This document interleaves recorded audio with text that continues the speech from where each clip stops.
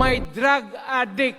Maayong adlaw na po inyo diha mga amigo no. So karong adlaw na pod ay syempre ato ang daily routine. Magbaktas na po paingon sa highway. Napod siya pa daily routine no. Mura jug tro. Syempre mga amigo no, bisag upaw ta diha syempre di gina mawala to papo you know.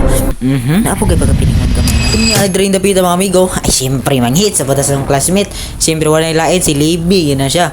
Kay para makatipid na sa tong pangpaminidi mga amigo. Unsa pa? Unya sa pila ka minuto nga pagbiyahe mga amigo no. Syempre abot na kita eskwelahan no kaya ako ang driver. Mura nagpaluparo ng motor. Akong wait nga bali na sa kakusog sa badagan mga amigo. Pero atik lang. Shoutout ko nila aning upat no. Mo ni sila nga bagsak sa quiz ganiha. Pati ang na voice over nabagsak pod. Giatay ayo. Unya drin dapita mga amigo. Syempre pauli na pod ano.